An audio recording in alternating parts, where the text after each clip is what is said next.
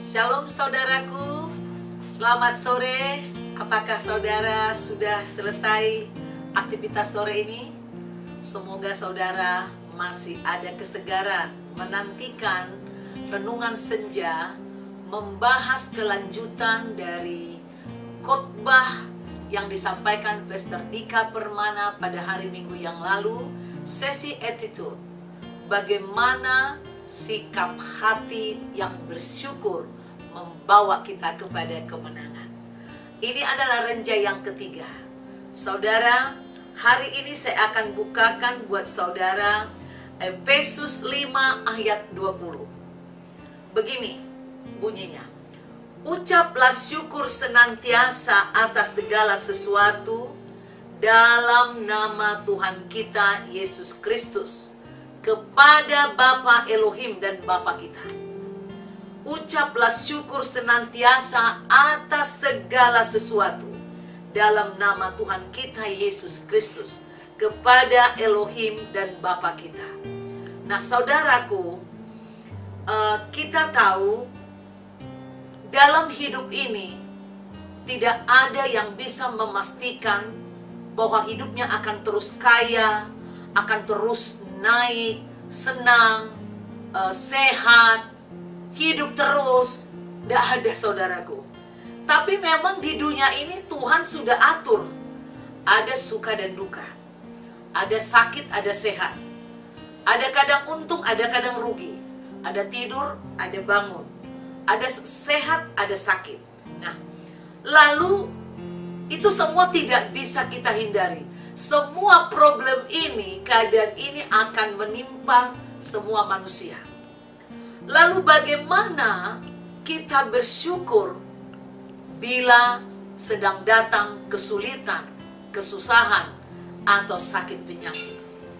Kalau bersyukur ketika ulang tahun, happy-happy, makanan enak tersedia, bersyukur karena naik pangkat, bersyukur karena kelahiran anak, karena pernikahan, itu mudah saudaraku. Bagaimana kalau kita kehilangan sesuatu yang sangat berharga dalam hidup kita? Bagaimana kalau kita tadinya sehat-sehat saja, tiba-tiba salah satu keluarga kita mengalami kecelakaan dan sakit, lumpuh, atau mungkin menjadi beban? Gak mudah bersyukur. Tetapi ada pepatah manusia mengatakan, dalam segala celaka ada hikmahnya. Ya, itu pepatah dunia loh saudaraku mengatakan. Apalagi di dalam Tuhan. Itu sebabnya kitab tadi mengatakan Efesus, mengucap syukurlah senantiasa. Kenapa? Karena rasa syukur itu menunjukkan saudara orang percaya bahwa Tuhan kita memiliki kuasa. Saudara dalam kepercayaanmu sedang mengundang Tuhan yang bertahta di sorga, sehingga masalah-masalah dalam hidupmu bisa terbereskan. Kenapa? Karena rasa syukur dalam segala hal menunjukkan ya rasa percaya kita sebesar apa. Coba saya bukakan 1 Korintus 15 ayat 57 lagi.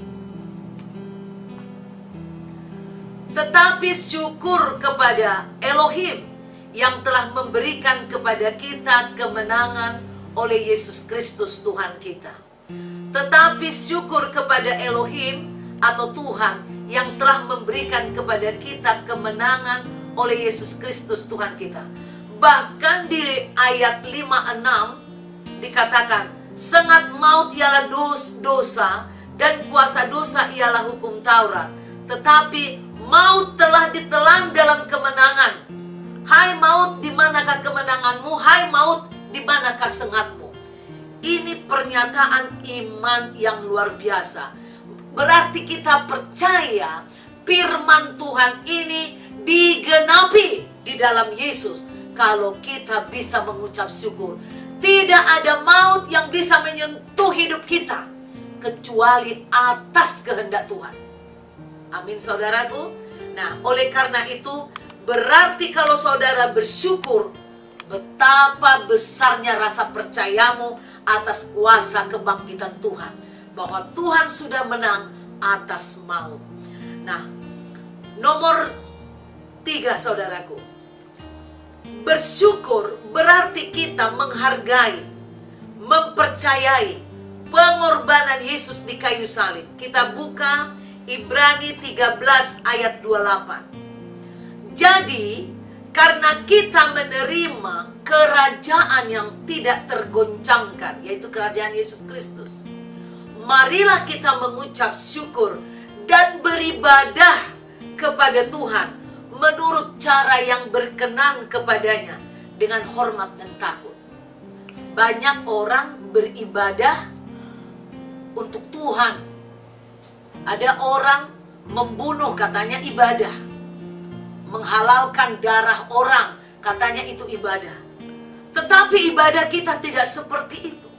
Ya, ibadah kita harus menurut cara yang berkenan kepada Tuhan. Menghormati dengan rasa takut. Nah, oleh karena itu kita menerima kerajaan yang tidak tergoncangkan.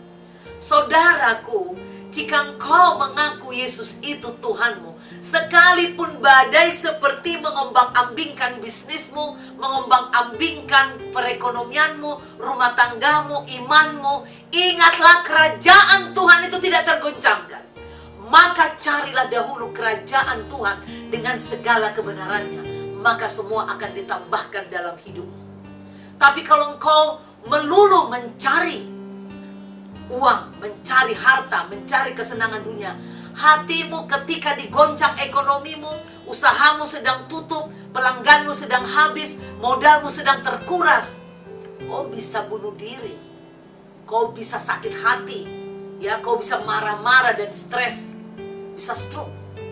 Tapi kalau kau percaya kerajaan Tuhan yang tidak tergoncangkan dan kau mencari kerajaan Tuhan itu, maka ekonomimu pun bisa dipulihkan.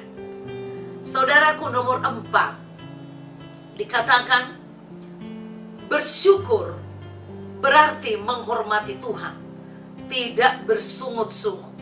Ya, bersyukur berarti menghormati Tuhan, tidak bersungut-sungut, tidak mencari kambing hitam, tidak menyalahkan diri sendiri, tidak menyalahkan keluarga, tidak menyalahkan siapapun meski kita lihat ada orang yang bersalah. Karena di dalam semuanya itu kita tahu bahwa Tuhan turut bekerja dalam segala hal untuk mendatangkan kebaikan bagi kita. Hidup kita bukan hanya untuk di bumi, ada tujuan hidup yang kekal.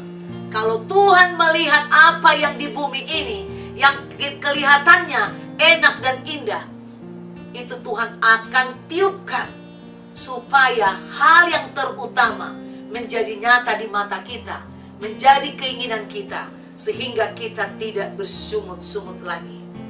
Saudaraku, dikatakan juga saudaraku, bersyukur berarti kita menyadari penyertaan Tuhan, Immanuel.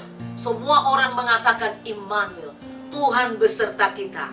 Kalau kau bersyukur, kau percaya, oh Tuhan tak mungkin meninggalkan aku, tak mungkin merancang sesuatu untuk kecelakaanku, Tuhan tak mungkin berbuat jahat kepadaku.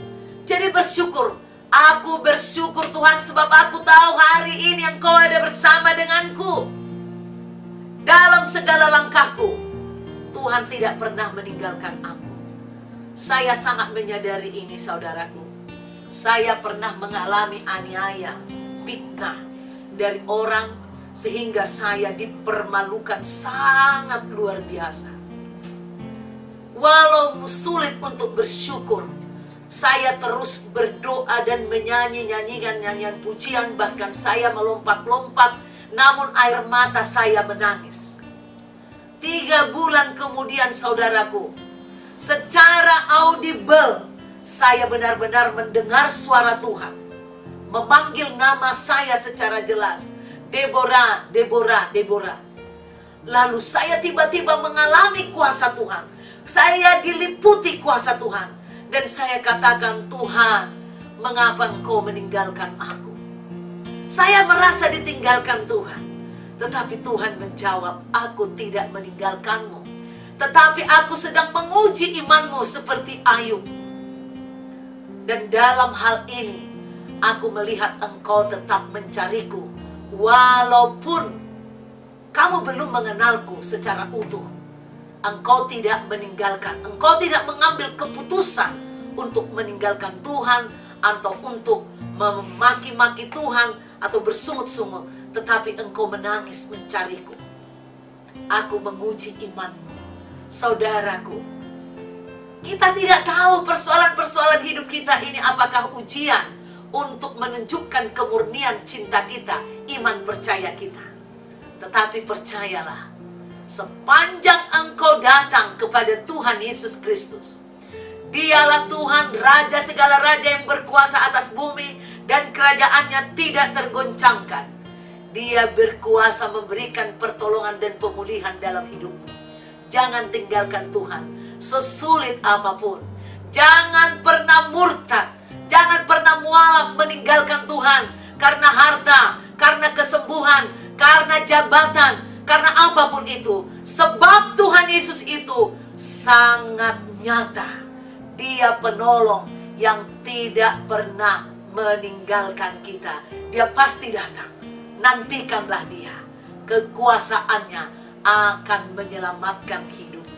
Demikianlah renungan senja tentang bersyukur yang disampaikan oleh Pastor Dika Permana pada hari Minggu yang lalu.